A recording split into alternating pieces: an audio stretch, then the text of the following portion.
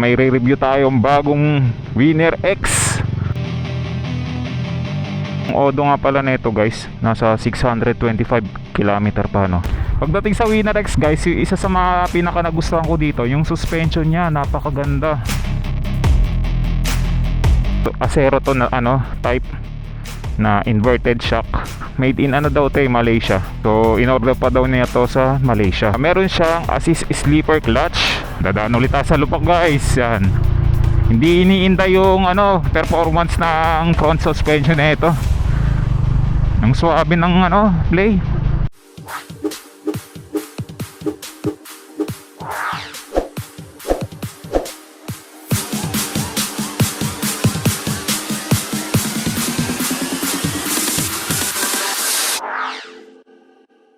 Yon, what's up guys? So this is Boy Viajeros and welcome to my YouTube channel.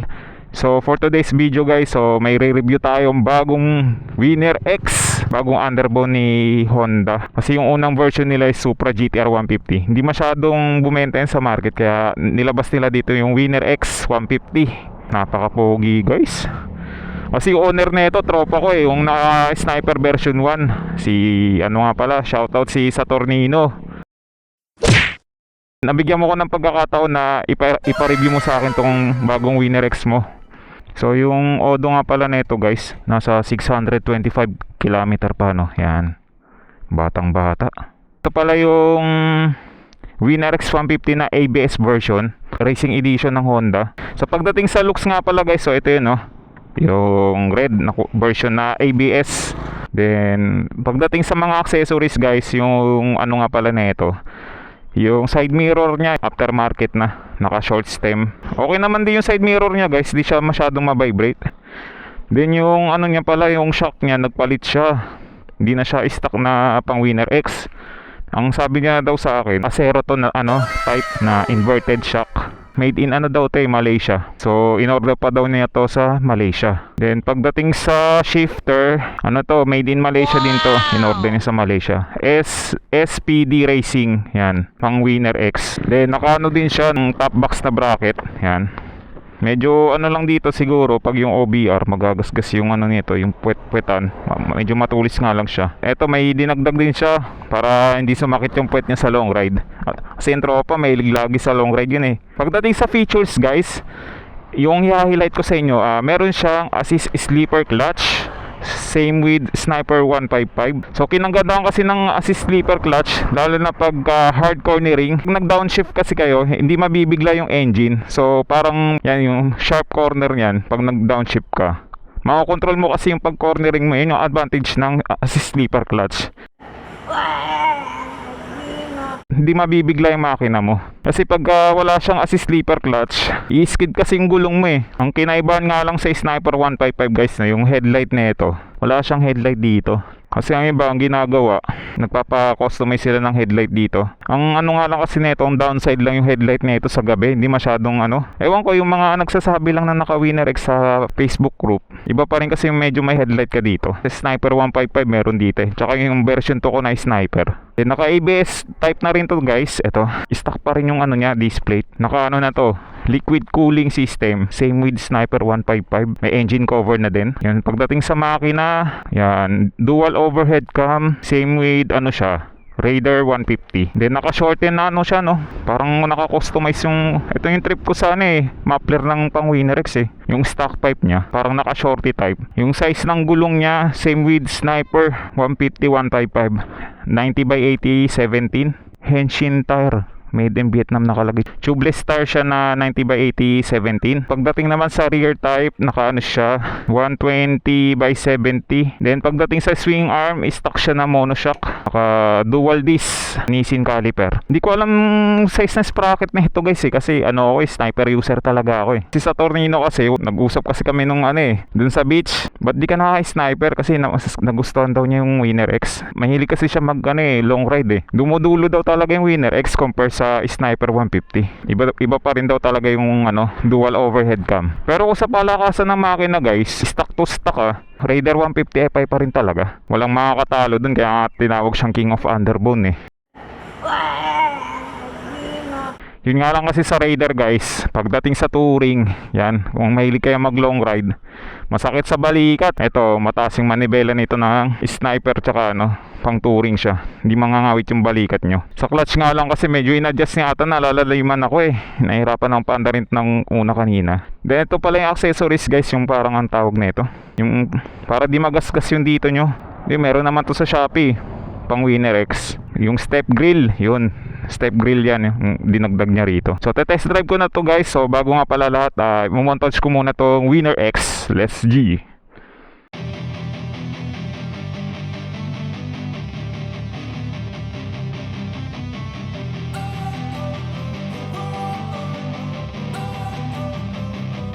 Don't wanna sleep in, cause I got something to prove. I gotta take what I hate and finally make a move. I think of you and all the shit you don't do. Well, I'ma make hella sure that I don't become you. I have no regrets, yeah, I'll tie up my chest. I'll never forget what it's like to be in debt. Natapos na yung montage guys, no? So test drive ko naman tong Winner X. Medyo nakakabobo lang pag galing sa manual na key. Ito naka-on naman to, pipihitin na lang yung knob nya. Yan, 625 kilometers pa lang, batang bata. Pagdating sa handling guys, medyo mataas pa rin yung manibela ni Sniper 155 or ni Sniper 150 compare kay Winner X. Medyo ano siya, aggressive yung manibela nito. Pagdating sa Winner X guys, yung isa sa mga pinaka nagustuhan ko dito, yung suspension niya, napakaganda. Paano masabi? Walang masabi bang underbone dito. Kasi Sniper 150 matagtag eh. Ito smooth. Kaya yung ibang ano, mga naka-sniper user nagpapalit na ang pang 31mm na JBT. O iba nag-upgrade na ang T-post, tapos yung shock nila pang Winner X. Lakas din arangkada ng Winner X, grabe. Kasi ang Sniper 150 malakas sa torque. Ito naman si Winner X tsaka si Raider 150 Fi, malakas sa duluhan to kasi ano to eh, dual overhead cam. Depende na lang talaga sa preference nyo kung gusto nyo talaga ng Sniper 150 or Winner X. Laging brand wars tong dalawang to eh, yung Sniper tsaka Winner X eh. Para sa akin, pares naman to maganda guys. Depende na lang talaga sa taste nyo tsaka sa preference.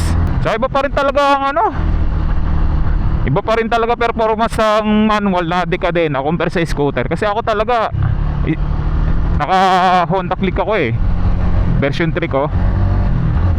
Na-miss ko na ulit mag manual guys. Ang sarap. Woo! Sarap patawin itong Winner X. Tsaka yung suspension niya maganda, yung asero na inverted, hindi siya matagtag. Swabe yung ano nito, suspension nito. Kahit aftermarket na. Ang Winner X to eh, yung asero na inverted front shock. Kagandahan dito, ABS na yung ano niya, yung preno sa harap. Pag mga sudden brakes, tapos yung mga biglang preno. Sarap gamitin ng Winner X. Gusto ko na rin talaga mag manual ulit. Namiss ko na mag manual guys eh. Halos 3 years na ako nag-automatic.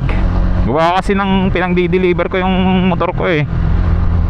Nakakaumay na mag manual. So sobrang traffic ngayon sa Pilipinas. Aray ko.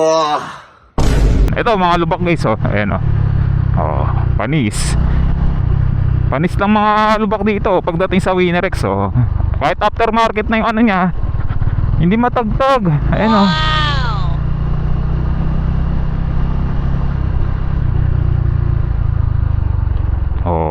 Oh, lubak dito guys ha. Oh. Panis.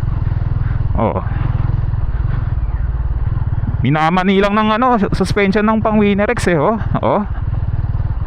Suabe. Lubak guys.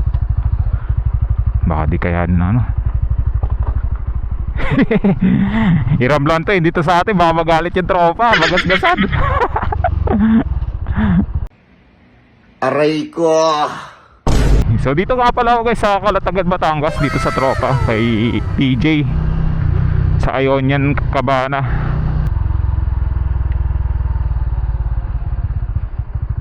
Paikot lang to siya.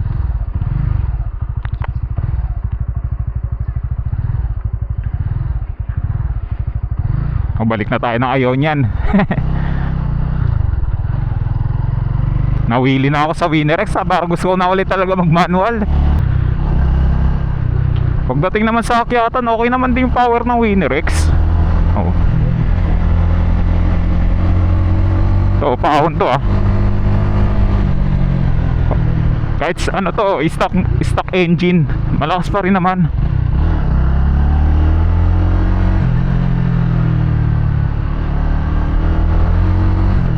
Nakaano ko ah, downshift yan. Hindi siya yung pigil pagka, ito kasi advantage na ang assist sleeper clutch. Yan, dadaan ulit tayo sa lupak guys. Yan, hindi iniinda yung ano, performance ng front suspension na ito. Wow! Ang suabe ng ano, play. Ito lubak.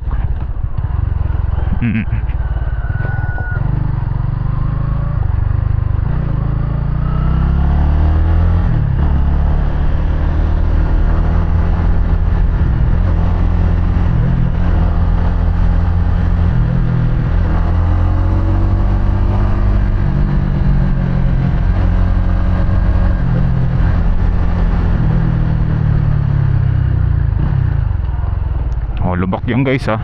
Panis. Minamanila ng Winner X yan. Sniper kasi, matagtag talaga yung sniper guys, sa totoo lang. Kasi maliit yung ano niya, yung pinaka suspension niya. Ito kasi mas mataba yung suspension ng ano, front suspension ng Winner X. Sarap pag manual talaga pag mga probinsya.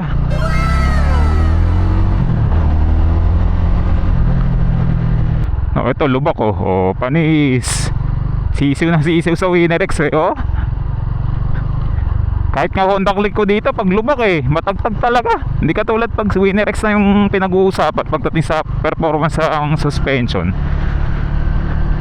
Para ka lang naka 4 wheels Mga tropa ko, sila TJ tsaka si Saturnino, mga tropang Sniper 150 ngayon, mga nag-Winner X na.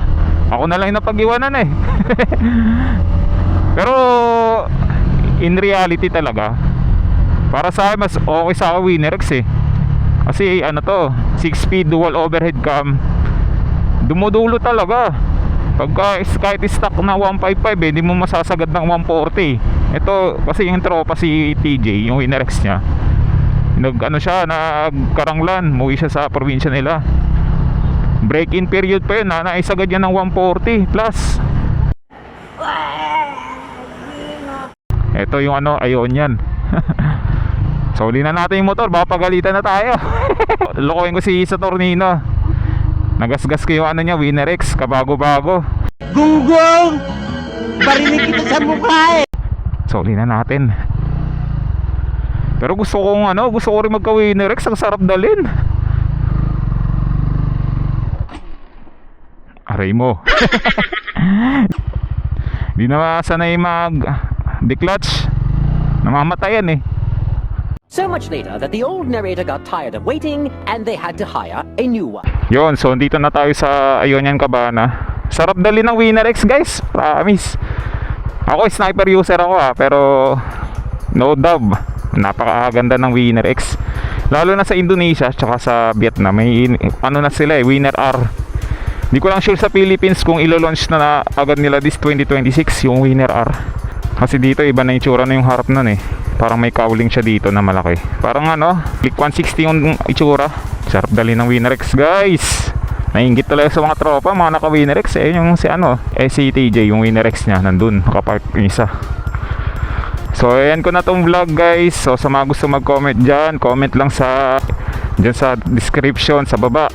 Shoutout nga pala sa owner na ito, si Saturnino. So salamat nga pala Pap sa pagpapahiram mo ng Winner X.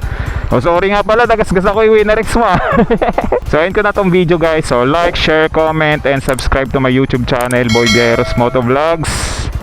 See you next video upload guys. This is Boy Viajeros out.